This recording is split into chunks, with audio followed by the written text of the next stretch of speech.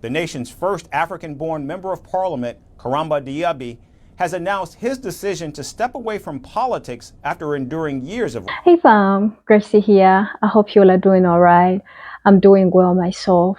Thank you so very much to the new members on the channel and the returning subscribers for your support to me on here. Means a lot to me. And once again, thank you so very much to the members. You are doing me amazing. I don't take any of you for granted. Today's episode, I landed on something and I was like, I think this is something that my people actually would like to look at. But of course, we are going to disseminate and, dissect it through, and we see why this is happening. Now, in this episode, we are looking at our brother who was a member of parliament in Germany, but then he chose to resign because of course, the threats, the racial names that they called him, and how many times he actually survived, attacks from people. Like ever since he got into that office, he never got peace.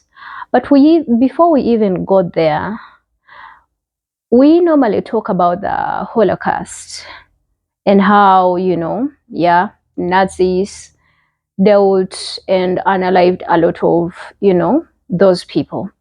But we do not talk about the Black population or the people that look like you and me that were in Germany and what happened to them. Before we go any further with any explanation and dissection, let's watch this clip together. We are going to come back and then I will have something to say about it. You will, of course, let me know what you think in the comment section as well. Germany, the nation's first African-born member of parliament, Karamba Diabi, has announced his decision to step away from politics after enduring years of racist abuse. The 62-year-old MP, who began his tenure in 2013, has communicated that he will not be contesting in the upcoming federal election.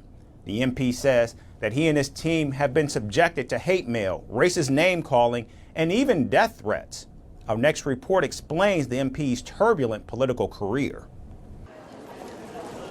On a cloudy morning in September 2013, a chemist born in Senegal received a warm welcome in Germany's parliament. Karamba Diabi was elected as the country's first member of parliament with African roots. On being asked how he felt about his election, he said there's a bit of excitement, there's curiosity, and of course, about what's coming. But little did he know, the turmoil in his political career had just started. Soon after taking his seat, Karamba Diabi was beaten up. He received death threats and insulting emails and was left scarred for being a black man. An alarm was raised when the German MP discovered bullet holes in the windows of his constituency office. Taking to social media, Diabi wrote that he was horrified and shocked with the hate he was receiving. But nothing shunted his morale, and he vowed to fight back. However, very soon a series of death threats quickly took over Diabi's political career. On a near-daily basis, he was intimidated up to an extent that Germany had to toughen online speech laws. Diabi had become prey to virtual haters who were time and again criticizing him for his race and his color. In February 2020, the German government approved a new package of measures instructing social media networking firms such as Facebook and Twitter, now X, to quickly remove any offending content intimidating any German politician. But shockwaves were sent across the country when just last year Karamba Diabi reported that his offices had been targeted in another arson attack. While everyone escaped unhurt, Diabi said his offices would be out of service for some time. And now, after years of torture and racial discrimination, German MP Karamba Diabi has resigned. He announced that he would not stand in next year's federal election. Diabi's decision came just weeks after he laid out a litany of hate messages that he and his staff received. Though he claims that the racist slurs and death threats were not the main reasons for his latest decision. However, it is widely believed that they have played a part in Diabi wanting to walk away from politics. Working alongside the Social Democrats Party for nearly 2 decades, Diabi promised to remain active in the SPD campaigns, especially in the coming 15 months leading to the elections in September 2025. Now, as much as I must admit that politics is such, of course, everyone knows that it is a dirty game. But, you be having questions in your head that are other politicians as well treated like that? When we go into, that whole racism and discrimination, Germany is one of those countries that is very, very staunch in discrimination and racism. And this is not just me talking about it, but this is literally so many people come out to talk about it. So many people are deported. So many people be called names. So many people, even when it comes to using public transports, they are discriminated against. Schools, like literally everywhere. There are so many, reports of assault that happens to our people, the women, and all of that. You would think and hope that in 2024 and in the 21st century, racism wouldn't be a thing, especially if we come to talk about these things and expose them. People always want to make us feel bad, and they say we play victims, we play the risk card each and every other time. But something that would literally have to cost you your own life, to an extent that even if you become a German citizen, you can still not enjoy the right to be that. When in actual sense, when people that look like them, the palm coloreds, come to our countries, we treat them really, really well. And of course, somehow we have granted them a luxury of even interfering with our politics, election, our governments, and I really can't lie, having the same German people that are literally in Namibia, and they own like the biggest percentage of land and wealth in Namibia, and are still controlling the people of Namibia. And most of them are even leaders there. And they treat that country as if it is their own country. And black people don't even do anything to them. But then they treat our own people like that. I don't know what we have to do to wake up as black people and know that the only place where we'll be treated like people is our home. Because these people literally shit on you in your country, and then they even want to shit on you when you go to their country. You would think that they would offer us the same treatment, and they would, accord you the same respect, especially if you are at the same level, you are unequal, you have the same qualifications, you have the same education, and you are eloquent enough to articulate, issues. Sometimes that's not how they still view you.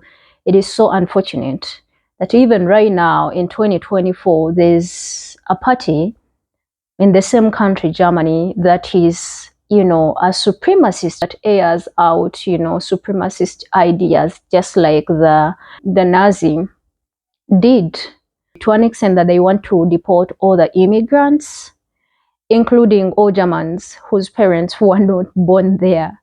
It's so ridiculous.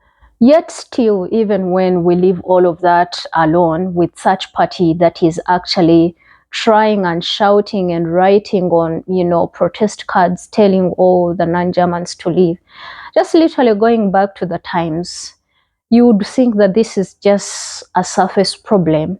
But from what our brother experienced, to an extent that he was forced to resign because he loves his life so much. I mean, even if it was me, I would have to, step down, because your life is, irreplaceable. But when we go to the flip side, we have people in our countries on the continent of Africa that proudly say that this continent do not only belong to Africans.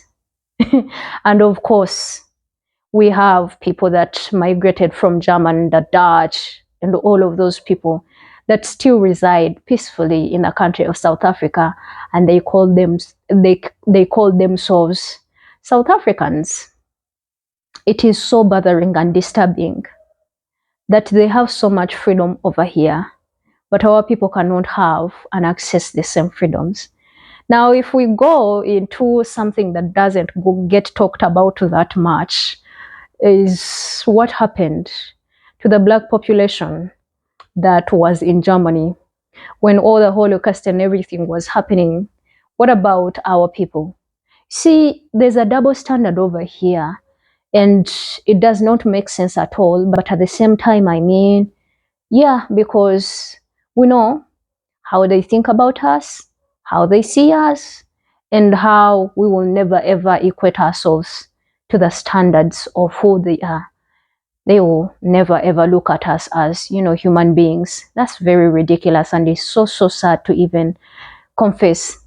As much as I really don't care about us being validated by the same people that committed atrocities, that do not want to accept and take accountability of their own actions against us. So when it comes to us seeking validation, I feel like that's something that we have to give up. And we need to know and discover ourselves and discover our power, because you are very powerful and we are very talented. We are very smart. We are such a peculiar generation and rest of our people. It's just that we haven't discovered, a lot of us haven't discovered that, and we haven't tapped into the potential of who we really are. The moment we do that, the world is just going to be our playground. And I'm just being honest right here. But when we go into what happened during the Holocaust, what is talked about is of course, the Jews. Black people are not talked about. According to research here, it says during the Nazi era, 1933 to 45, the Nazis used racial laws and policies to restrict the economic and social opportunities of Black people in Germany. And they say they also harassed, imprisoned, sterilized, okay? Oh my goodness. And yes, murdered an unknown number of people.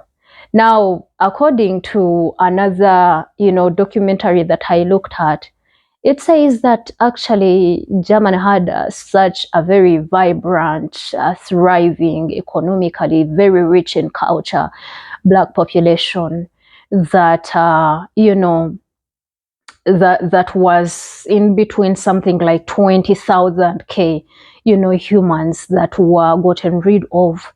But that's a number that does not get talked about. Now, we all are aware that the Jews got their reparations. But when it comes to our people, none got the reparation. But even when we are struggling very hard to work on our souls and attain the education and fight for our freedoms and rights, especially after our rights come after like really a hard struggle. We had such a good number of people that had to lose their lives for us as the Black people to enjoy the freedoms that we are enjoying.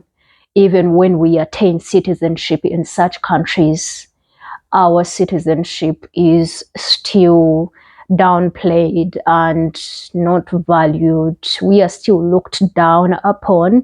We are still called names. And I wish I was making this up, but you can't make this up when, of course, we have evidence of people that are leaving power. Now, he was the very first.